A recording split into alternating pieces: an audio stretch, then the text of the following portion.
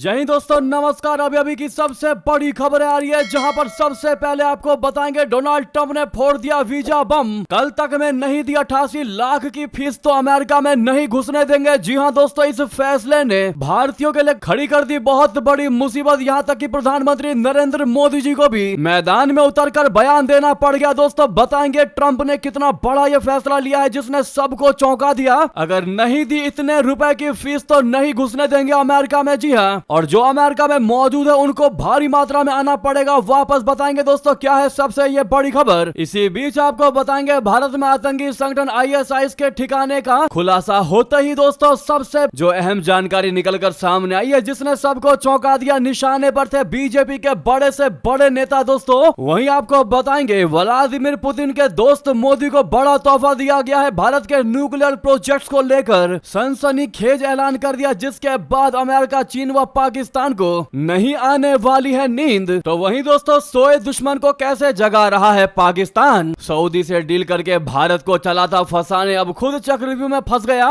बताएंगे पाकिस्तान के रक्षा मंत्री ने एक ऐसा आज बयान दे दिया जिसने सोए हुए दुश्मन इजराइल को जगा दिया। दोस्तों वहीं आपको आज एक से एक बड़ी जानकारी विस्तार से बताने वाले हैं, बस आप वीडियो के लास्ट तक बने रहिएगा। और खबरों में आगे बढ़ने से पहले अगर आप भी दोस्त रशिया के राष्ट्रपति पुतिन पर पूरा भरोसा करते और मानते हैं कि अमेरिका से बड़ा दोगला देश कोई नहीं, तो वीडियो को लाइक करके, चैनल को सब्सक्राइब करके, बेल आइकन दबा के कमेंट में जय हिंद अवश्य कह दीजिएगा। बात कर लेते हैं पहली सबसे बड़ी खबर की, जहां राष्ट्रपति डोनाल्ड ट्रंप ने H1B वीजा धारकों को बहुत बड़ा झटका दे दिया है। दोस्तों अमेरिकी H1B वीजा के लिए फीस को अब 1 लाख अमेरिकी डॉलर यानी करीब 88 लाख रुपए करने का ऐलान कर दिया है। यानी कि ट्रंप ने H1B वीजा से जुड़े एक ऐसे अध्यादेश पर हस्ताक्षर कर दिया है जिसमें यह वीजा रखने वालों को अमेरिका में तभी प्रवेश मिल सकेगा, एंट्री मिल सकेगी, जब उन्होंने करीब 1 लाख डॉलर यानी 88 लाख रुपए इसके लिए अतिरिक्त फीस जमा की होगी। दोस्तों ट्रंप के इस आदेश के बाद अमेरिकी कंपनियों में भी खलबली मच गई है। ऐसे में अमेरिका के इमिग्रेशन वकीलों और कंपनियों ने अपने कर्मचारियों को चेतावनी जारी करते हुए कह दिया है कि जो वीजा धारक अमेरिका के बाहर है वे तुरंत वापस लौट जाएं, नहीं तो 21 सितंबर से लागू होने वाली राष्ट्रपति डोनाल्ड ट्रंप की नई घोषणा के चलते हुए अमेरिका में फंस सकते हैं या फिर उन्हें दोबारा प्रवेश नहीं मिल पाएगा। दोस्तों यानी कि यात्रा प्रतिबंध और फीस की आवश्यकता रविवार 21 सितंबर को रात 12:01 भारत के समय के अनुसार सुबह 9:30 बजे के बाद अमेरिका में दाखिल होने वाले किसी भी H1B वीजा होल्डर पर लागू होगा। आदेश में कहा गया है कि नए H1B और नए वीजा एक्सटेंशन के लिए 1 लाख अमेरिकी डॉलर का भुगतान करना होगा और उसके बाद उसे जारी रखने के लिए हर साल 1 लाख अमेरिकी डॉलर का भुगतान करना ही होगा। दोस्तों डोनाल्ड ट्रंप के इस आदेश का भारत जैसे देशों के उन पेशेवरों पर भी पड़ेगा असर जो H1B वीजा पर अमेरिका में काम कर रहे हैं। अब वकीलों और कंपनियों ने चेतावनी दे दी है कि जो वीजा धारक या उनके परिवार के सदस्य अगर काम या छुट्टियों के लिए अभी अमेरिका से बाहर हैं तो वे तुरंत अमेरिका लौट आए, नहीं तो वापसी का रास्ता बंद हो सकता है। खासकर भारत में फंसे H1B वीजा धारकों के लिए शायद समय निकल चुका है, क्योंकि कोई भी डायरेक्ट फ्लाइट अब समय पर अमेरिका नहीं पहुंच सकती।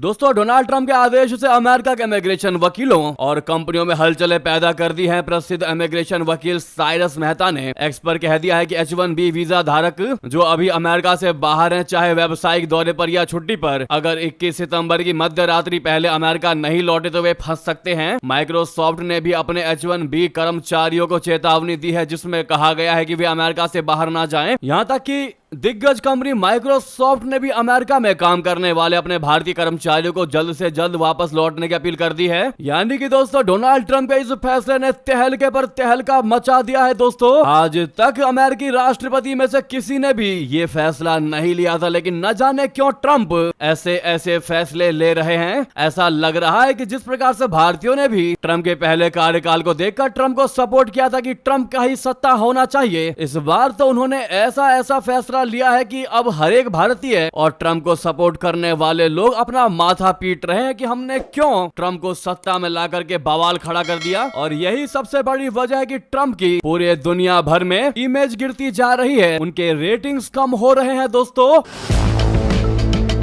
वहीं इस टैरिफ विवाद और H1B वीजा में बदलाव के बीच प्रधानमंत्री मोदी जी ने ट्रंप को सीधा मैसेज दे दिया। पीएम मोदी जी ने इस मौके पर कह दिया कि भारत का सबसे बड़ा दुश्मन किसी देश की दुश्मनी नहीं बल्कि अपनी विदेशों पर निर्भरता है और इसे समाप्त करके आत्मनिर्भर भारत के संकल्प को पूरा करना होगा। भावनगर यानी गुजरात के भावनगर की विशाल जनसभा को संबोधित करते हुए प्रधानमंत्री नरेंद्र मोदी जी ने कहा कि आज भारत विश्व बंधु की भावना से आगे बढ़ रहा है। हमारे लिए कोई बड़ा दुश्मन नहीं है, लेकिन अगर कोई सबसे बड़ा दुश्मन है तो वो है दूसरों पर हमारी निर्भरता। यही भारत की सबसे बड़ी कमजोरी है और हमें मिलकर इसे हराना है। 140 करोड़ देशवासियों का भविष्य आत्मनिर्भर भारत में ही सुरक्षित है। अगर हम दूसरों पर निर्भर रहे तो हमारा आत्मसम्मान और आने वाली पीढ़ियों का भविष्य दोनों खतरे में पड़ जाएंगे। उन्होंने आगे कहा है कि आत्मनिर्भर भारत ही देश की शक्ति, सम्मान और स्थिरता का आधार बनेगा। तो वहीं दोस्तों ट्रंप के इस नीति पर H1B वीजा वाले इस नए फैसले पर भारत की कांग्रेस पार्टी उल्टा प्रधानमंत्री नरेंद्र मोदी जी को ही घेरने लगी, कहने लगी कि मोदी के नारे लगवाना विदेश नीति नहीं है, राष्ट्रीय हित सर्वोपरि होना चाहिए। बता दें अमेरिका द्वारा H1B वीजा पर $1 लाख यानी 88 लाख रुपए का शुल्क लगाए जाने के बाद शनिवार को प्रधानमंत्री नरेंद्र मोदी जी पर कांग्रेसी अध्यक्ष मल्लिकार्जुन खड़गे ने कटाक्ष करते हुए कहा कि गले लगना और मोदी के नारे लगवाना विदेश नीति नहीं है। उन्होंने ये भी कहा कि विदेश नीति में राष्ट्रीय हितों को सर्वोपरि रखना चाहिए तथा किसी से मित्रता को विवेक एवं संतुलन के साथ आगे बढ़ाना चाहिए। उन्होंने दावा किया कि H1B वीजा पर $1 लाख का वार्षिक शुल्क भारतीय तकनीकी कर्मचारियों को सबसे अधिक प्रभावित करने वाला है, क्योंकि H1B वीजा धारकों में से 70% भारतीय हैं। उन्होंने कहा कि चाबहार बंदरगाह से छूट हटाई गई, जिससे भारत के रणनीतिक हितों को नुकसान होगा। यहाँ तक कि यूरोपीय संघ से भारतीय वस्तुओं पर 100% शुल्क लगाने का आह्वान भी किया गया। ट्रंप ने हाल ही में कई बार ये दावा किया कि उनके हस्तक्षेप से भारत पाकिस्तान युद्ध रुक गया। दोस्तों ट्रंप ने यह फैसला लिया H1B वीजा धारकों के लिए, लेकिन कांग्रेसी मोदी सरकार पर फायर होती नजर आ रही है। इस पर आपकी राय तो बनती है दोस्तों, लेकिन एक चीज तो समझ में आ चुका है कि भारत आत्मनिर्भरता की ओर जो बढ़ रहा है और ये बहुत पहले से आगे बढ़ रहा है, ये फैसला मोदी सरकार का बहुत बेहतरीन है दोस्तों, जो भारत को इंडिपेंडेंट बना देगा और किसी पर निर्भरता नहीं रहेगी। तो अपना भारत अपने पैरों पर चलेगा, तो किसी की टैरिफ की मार हो या फिर प्रतिबंध की मार हो, कोई फर्क नहीं पड़ने वाला। अगर आप भी दोस्तों भारत के आत्मनिर्भर भारत की स्कीम, इस पहल का दिल से समर्थन करते हैं तो कमेंट में मेरा भारत आत्मनिर्भर भारत जरूर कहिएगा या फिर वी सपोर्ट आत्मनिर्भर भारत कहिएगा। दोस्तों नेक्स्ट खबर की बात कर लेते हैं, जहां पर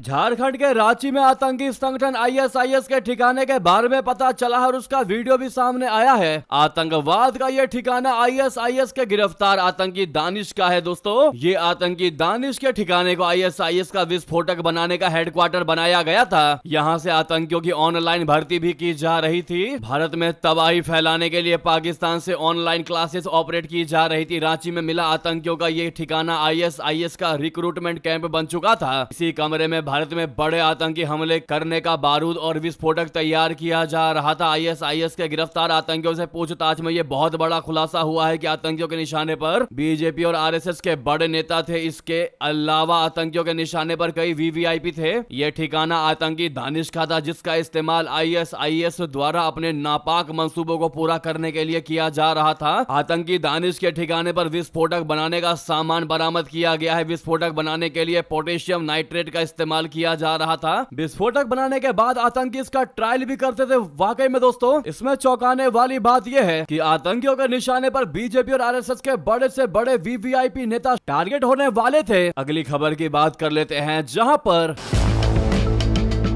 व्लादिमीर पुतिन का दोस्त मोदी को बहुत बड़ा तोहफा, भारत के न्यूक्लियर प्रोजेक्ट्स को लेकर किया ऐलान। अमेरिका चीन पाकिस्तान को लगेगी तगड़ी मिर्ची, बता दें रशिया के राष्ट्रपति व्लादिमीर पुतिन ने अपने भारत के लिए बहुत बड़ा ऐलान किया है। दोस्तों उन्होंने अपने खास दोस्त प्रधानमंत्री को एक खास पेशकश की है। भारतीय और रूसी अधिकारियों ने असैन्य परमाणु ऊर्जा सहयोग के तहत बड़े और छोटे न्यूक्लियर पावर प्लांट्स के स्थानीयकरण यानी लोकलाइजेशन में सहयोग की पेशकश की है। ये घोषणा रशिया के सरकारी परमाणु ऊर्जा निगम रोसोटाम ने की। रोसोटाम के महानिदेशक अलेक्सी लिखाचोव ने 15 से 20 सितंबर को वियना में अंतरराष्ट्रीय परमाणु ऊर्जा एजेंसी IAEA के 69वें वार्षिक सम्मेलन के अवसर पर भारतीय प्रतिनिधिमंडल के साथ बैठक में यह प्रस्ताव रखा। विशेषज्ञों का कहना है कि यह सहयोग मोदी सरकार के ऊर्जा आत्मनिर्भरता और रणनीतिक सुरक्षा एजेंडे को मजबूती देने वाला कदम है। साथ ही ये भारत रशिया दोस्ती और दोनों देशों के बीच मजबूत रणनीतिक साझेदारी का भी प्रतीक है। विज्ञप्ति में कहा गया है कि दोनों पक्षों ने तमिलनाडु के कुडनकुलम NPV में चरण 2 और 3 के लिए निर्माणाधीन 4 इकाइयों की प्रगति की समीक्षा की। इसके अलावा भारत में रूसी डिजाइन वाले बड़े और छोटे न्यूक्लियर पावर प्लांट्स के क्रमिक निर्माण के लिए आगे के सहयोग के अवसरों पर भी चर्चा हुई। कुडनकुलम एनपीपी के पहले चरण में पहले ही 2 इकाइयां चालू हो चुकी हैं। इस सहयोग से भारत के स्थानीय औद्योगिक और तकनीकी क्षमताओं का भी फायदा मिलेगा और देश को ऊर्जा सुरक्षा में मजबूती मिलेगी। दोस्तों, विशेषज्ञों का कहना है कि यह कदम केवल ऊर्जा सहयोग तक ही सीमित नहीं है। अमेरिका, चीन और पाकिस्तान जैसे देशों के लिए भी तगड़ा संदेश है। रूस के समर्थन से भारत के न्यूक्लियर प्रोजेक्ट्स को बढ़ावा मिलने से क्षेत्रीय शक्ति संतुलन पर असर पड़ेगा। पाकिस्तान के लिए यह चिंता का विषय है क्योंकि न्यूक्लियर तकनीक में भारत की बढ़ती ताकत उसकी रणनीति को चुनौती दे सकती है। चीन और अमेरिका भी भारत की इस बढ़ती ऊर्जा क्षमताओं को नजरअंदाज नहीं कर सकते। दोस्तों, उधर बता दें,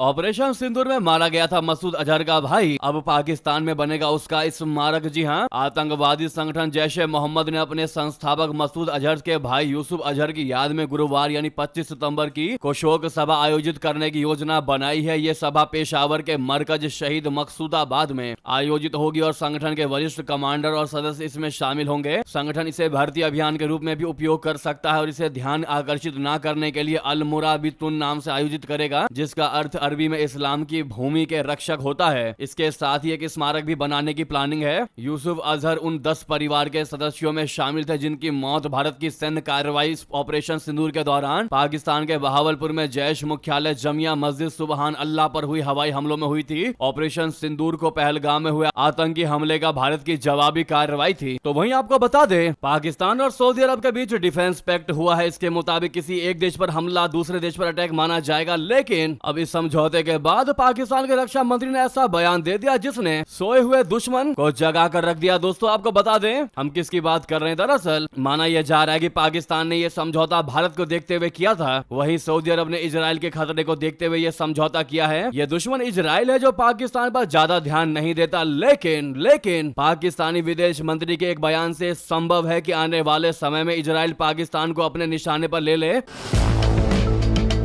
पाकिस्तान के रक्षा मंत्री ने कहा है कि यदि आवश्यकता पड़ी तो वो उनके देश का परमाणु कार्यक्रम सऊदी अरब को नए रक्षा समझौते के तहत उपलब्ध करवा देगा। उसने कहा कि ये पहली बार है कि इस्लामाबाद ने सऊदी अरब को अपने न्यूक्लियर अम्ब्रेला अंतर्गत रखा है। इजराइल नहीं चाहता कि खाड़ी देशों में किसी के पास न्यूक्लियर हथियार हो। दोस्तों, ख्वाजा आसिफ इस तरह का बयान देकर पाकिस्तान को मुस्लिम दुनिया का सबसे बड़ा लीडर दिखाना चाहता है, क्योंकि इस्लामिक वर्ल्ड में एक वही है जिसके पास परमाणु हथियार है। इतना ही नहीं दोस्तों, ख्वाजा आसिफ इस डील के बाद इस तरह बौखलाए कि भारत के खिलाफ भी जहर उगलने लगे। आसिफ ने जियो न्यूज को दिए इंटरव्यू में दावा किया है कि अगर भारत और पाकिस्तान के बीच हालात बिगड़ते हैं तो सऊदी अरब की सेनाएं भी इस टकराव में कूद सकती हैं। जब एंकर ने उनसे सीधे पूछा कि क्या सऊदी सैनिक पाकिस्तान का साथ देंगे, तो आसिफ ने बिना झिझक के कहा कि जी बिल्कुल, इसमें कोई शक नहीं है। उन्होंने साफ किया कि यह समझौता किसी देश को निशाना बनाने के लिए नहीं, बल्कि हमले की स्थिति में साझा जवाबी कदम उठाने के लिए है। अब ऐसे में माना यह जा रहा है कि अब तक इजराइल के निशाने पर पाकिस्तान नहीं था, लेकिन इस डील के बाद जिस प्रकार से परमाणु हथियार मुहैया करवाएगा सऊदी अरबिया को,